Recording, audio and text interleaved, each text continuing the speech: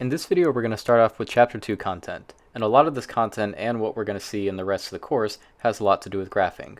So we're going to start out by talking about the Cartesian plane, also known as the XY plane. This slide will be pretty brief because we're assuming that the regular pre-calculus student has some familiarity with the XY plane. The points on the plane are called ordered pairs with an x and a y coordinate. To plot these points, we simply find the corresponding x value and y value and put a point on that place in the grid. Also recall that this is subdivided into 4 quadrants, quadrants 1, 2, 3, and 4, generally denoted with the Roman numerals. In Chapter 7, when we start talking about the unit circle, the discussion of the quadrants comes up quite a bit. And the important part about them is that we are partitioning our xy plane into coordinates where we can identify them by sign. So quadrant 1 has all positive coordinates, quadrant 2 has negative x coordinates, positive y coordinates, and so on. To plot the point 2, 3, we'll go 2 in the x direction, 3 in the y direction, and place it in the first quadrant. The ordered pair negative 4, 1 is going to get placed in quadrant 2. Lastly, the ordered pair 0, 3 is going to get plotted on the y-axis. We would call this a y-intercept. Consider the equation 2x minus y equals to 1. Of course, this is an equation in 2 variables, and we're going to talk more about this in section 2.3. But we want to find ordered pairs x and y that satisfy this equation. So just by trial and error, what happens if we try the ordered pair 0, 0? Attempting to plug this in to the equation gives us a false statement, meaning that the origin, or the point 0, 0, does not satisfy the given equation. So how can we actually find all the ordered pairs x, y that satisfy the equation 2x minus y equals to 1? Well, one strategy we can use is to first solve for y. That is, we can get the variable y written in terms of the variable x. From this, we're going to plot what we call an xy chart, and I'm going to pick a range of values for x to start plugging in. So I'm going to pick the values negative 1, 0, 1, and 2. Since we've rewritten our equation as y equals to 2x minus 1, it means that the variable y depends on the outcome of x. So once I start plugging in numbers for x, I'll immediately get a corresponding value for y. When I plug in x equals negative 1, I get negative 3. For 0, I get negative 1, for 1 I get 1, and for 2 I get 3. Then from each one of these x and y corresponding values, we can construct an ordered pair. And once we make this ordered pair, we're going to plot that on our xy plane. The 4 points are going to be shown as follows. We'll also notice that they fall on a straight line. This is why we call equations like 2x minus y equals 1 linear equations, because when you graph them, they make straight lines. Next, we're going to draw the graph for the relation y minus x squared plus 2 equals to 0. This is no longer linear in all of its variables, but the variable y is linear because it has a power of 1. So we're going to solve for y and write y as x squared minus 2. And then we'll play the same game. I'm going to pick a range of different x values and then plot their corresponding y values that we get when we plug that x value into the equation y equals x squared minus 2.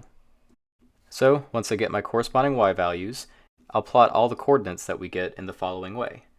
I'm no longer in a straight line shape, but what I have instead is kind of a U shape that's a little bit sharper on the bottom. We call this shape a parabola.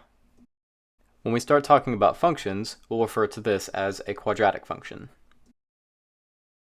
In this next example, to introduce section 2.2, we're going to talk about the relation x squared plus the quantity y minus 1 squared equals to 4. Here I've got no linear variable to solve for, so I'm going to try to make an xy plane anyway. Let me pick a range of values of x going from negative 1 to 3. Let's see what happens when I plug these values into the given relation and see if I can solve for y. So I'll start with x equals to negative 2.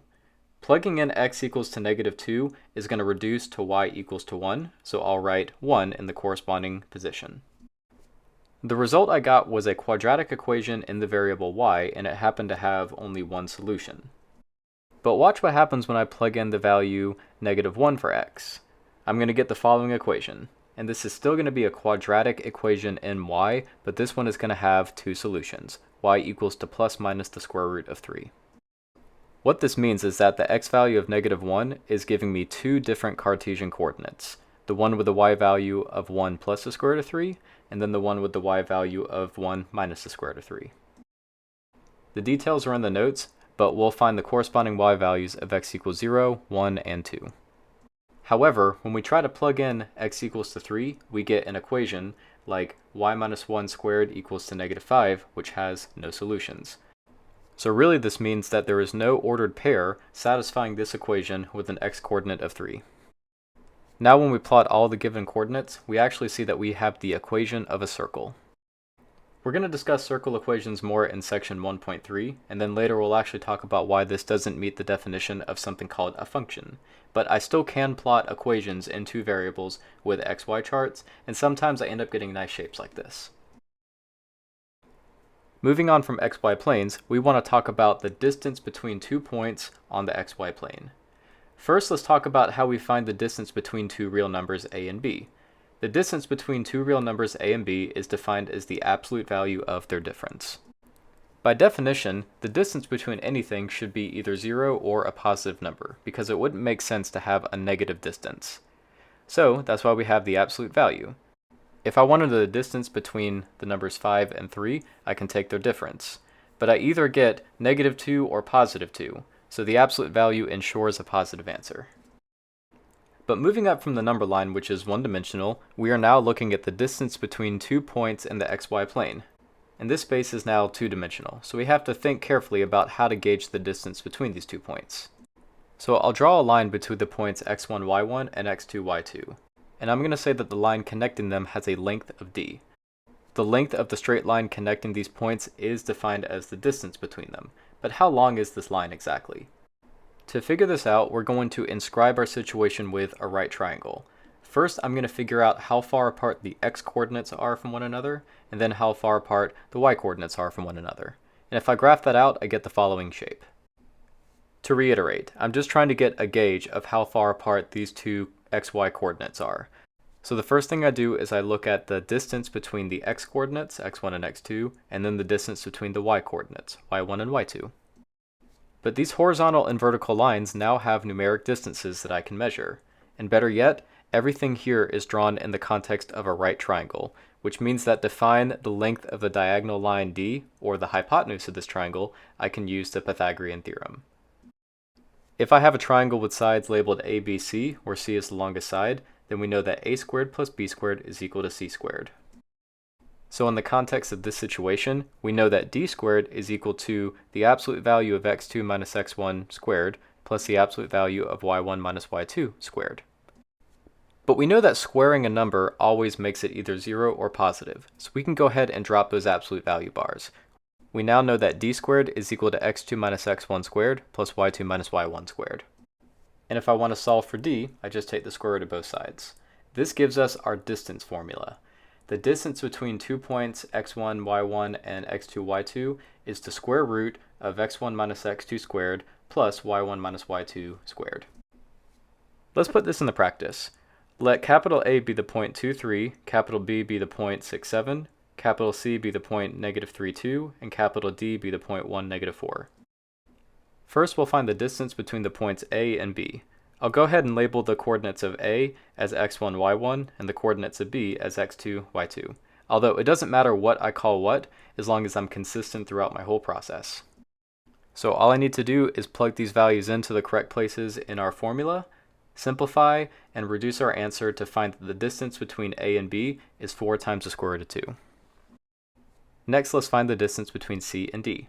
I'll assign the coordinates of C as x1, y1, and the coordinates of D as x2, y2. I'll plug this information into our distance formula, simplify, and reduce to get an answer of 2 square roots of 13. So it's not necessary that we plug these numbers into a calculator. Most times we just want the square root number like the ones we're presenting here. The last formula we'll see is the midpoint formula.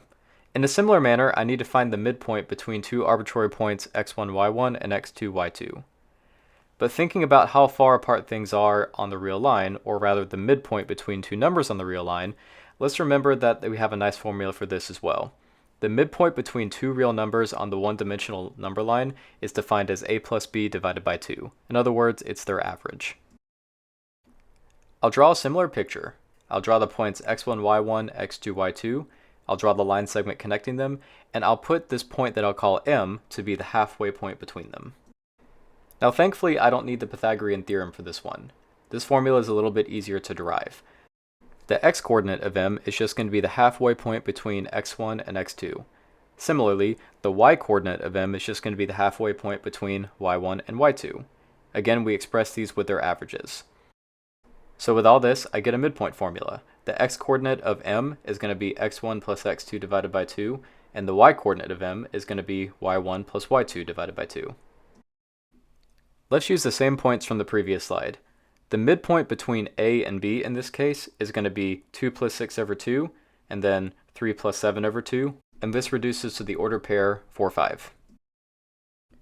Likewise, the midpoint between c and d is given by negative 3 plus 1 over 2, 2 plus negative 4 over 2, and this reduces to the point negative 1, negative 1.